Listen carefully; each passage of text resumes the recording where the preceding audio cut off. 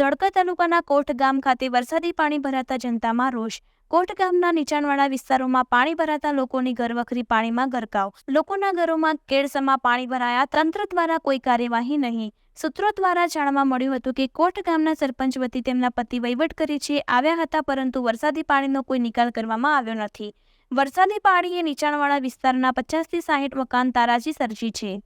ત્યારે સરપંચના પતિ તેમજ પંચાયતી બોર્ડિંગના સભ્યો તેમજ તલાટી કમ મંત્રી દ્વારા જણાવ્યું હતું આ ભરાઈ રહેલા વરસાદી પાણીનો 2 થી 3 દિવસમાં નિકાલ કરવામાં આવશે અને વરસાદના કારણે જેની ઘરવખરી ડૂબી ગઈ છે તેનું સરકાર પાસેથી વળતર ચૂકવવા માટે કાર્યવાહી કરવામાં આવશે। ત્યારે ગામ લોકો કહી રહ્યા છે અમારે શું ખાવું પીવાનું પાણી પણ નથી। વરસાદના પાણી ભરાઈ ગયા છે, તેના કારણે ઘરોમાં ઝેરી જીવજંતુ પણ ઘૂસી જાય છે। કેટલાક લોકોના તો ઘર પણ પડી ગયા છે। શ્રાવણીય વરસાદે તો એવી તારાજી સર્જી છે કે કોટ ગામમાં પ્રવેશવાના તમામ રસ્તા પણ બંધ થઈ ગયા છે। આજુબાજુના ગામના લોકો ખરીદી કરવા આવે છે, તેમને હાલાકી ભોગવવી પડી રહી છે। લોકોની માંગ છે કે તાત્કાલિક આ વરસાદના પાણીનું નિરાકરણ લાવવામાં આવે। સાથે કોટ અરણેજ ગણપતિપુરા તરફ જવાના રસ્તા ઉપર પાણી ભરાઈ જવાથી વાહન ચાલકોને તકલીફો પડી રહી છે। તંત્ર દ્વારા વાયદા કરવામાં આવે છે, પરંતુ સવાલ એ છે કે આ વરસાદી પાણીનો નિકાલ ક્યારે કરવામાં આવશે। રિપોર્ટર મહેશ મકવાણા, અમદાવાદ।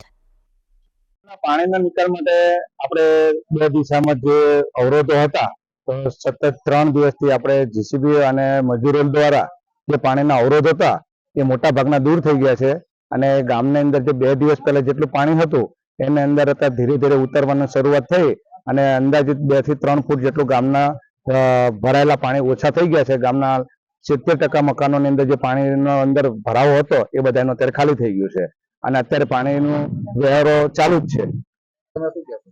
આપણે કોટ ગ્રામ પંચાયત દ્વારા ગામના તલાટી સાહેબ શ્રી, ઉપસરપંચ શ્રી, સરપંચ શ્રી દ્વારા ગામ લોકોના જે વરસાદને પાણી અંદર કોઈને તકલીફ હતી એવા માટે વૈકલ્પિક ગ્રામ પંચાયતે વ્યવસ્થા કરી હતી। જે લોકોને કોટ કુમારશાળા, કોટ કન્યા શાળા ત્યાં આગળ રહેવા માટે આપણે વૈકલ્પિક વ્યવસ્થા કરી। જે લોકોના ઘરો પડી ગયા છે તો એનું તલાટી શ્રી દ્વારા અને ગ્રામ પંચાયત દ્વારા એનો સર્વે ચાલુ છે અને જે લોકોનું નુકસાન થયું છે તો એનો પણ અહેવાલ સરકાર સુધી આપણે પહોંચાડેલો છે। સરકાર શ્રી દ્વારા જે મળવા પાત્ર થશે એ મહત્તમ એમને અપાવવાનો ગ્રામ પંચાયત પ્રયત્ન। પાણી ગામનું મોટા ભાગનું પાણી એ દિશામાંથી આવતું હતું તો એ લોકોને આંશિક રીતે રાહત રહે અને વધારાનું પાણી આ બાજુ ના આવે એના માટે આપણે પાણીને ડાયવર્ટ કરી અને એ લોકોના પાણીનો વધારો હતો ત્યાં વધારો પાણી અટકાવવા માટે આપણે પાળો નાખ્યો હતો, જેથી કરીને પાણીને આપણે દિશા બદલી હતી। એના કારણથી આ બાજુના વિસ્તારમાં જે વધારે પાણી વધતું હતું એ ઘણું બધું ઓછું થયું છે અને આંશિક રીતે એમને રાહત પણ છે। આ પાણીનો કેટલા દિવસની અંદર નિકાલ આવશે? જો વરસાદ રહી જશે તો કદાચ મારો માનવું છે આપણે ગ્રામ પંચાયતને બધા લોકોના અનુભવના આધારે એમ કહીએ કે 1-2 દિવસની અંદર પાણી મોટા ભાગે ખાલી થઈ જશે। અમારા ઘર આગળ 3 દિવસથી સખત પાણી છે। કોઈ સરપંચ, કોઈ તલાટી, કોઈ અમે બાંધીને ઓલું કરવી તો એવડાએ તોડી નાખે। અત્યારે અમે લેડીઝ બધા બાંધી આવ્યા છે તો આ ઉપર ટીડિયાને અરજી કરો કે અમારા ઘર આગળથી પાણી કાઢો, નિકાલ કરો। મૂળ પાણીનો નિકાલ કરો, કારણ કે અમે મરી જવી ગરીબ માણસ, અમારા નાના છોકરા છે, પછી અમે પાણી અમે ક્યાં જવી? અનાજ અમારા ઘઉં અનાજ નથી, અમે ક્યાં અમારા ઘરની અંદર 3 દિવસથી પાણી ભરાણું છે। અમારા ઘર બહાર બધું પડી ગયું છે, કોઈ ખાવા પીવાની કોઈ ઘર વખરી રહી નથી અને અમારો માલ ઢોર પાણી પડ્યો છે।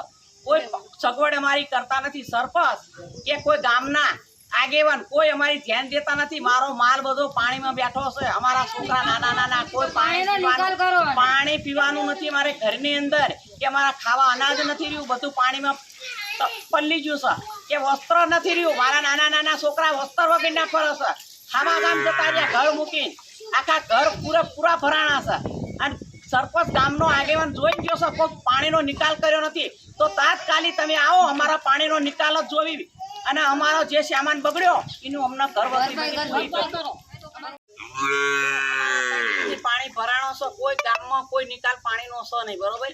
અમારો માલ ઢોર બધો પાણીમાં બેઠો છે, ખાવાનું અનાજ બધું એક રહ્યું નથી, પહેરવાનો ના કોઈ નાગરિકો કોઈ અમારું ધ્યાન દેતા નથી। ગામના સરપંચ કે ગામના વડીલ કોઈ અમારું જોવા આવતા નથી, તમે ખાધું કે પીધું કોઈ અમારી ધ્યાન દેતા નથી, ગરીબની કોઈ સામું જોતા નથી। અમારા ઢોરા માલ બધો પાણીમાં બેઠો છે અને ખાધા વગરનો બેઠો છે, કોઈ એમને કહેતું કે 2 પૂળો અહીંથી લઈ જઈને તમે નાખો।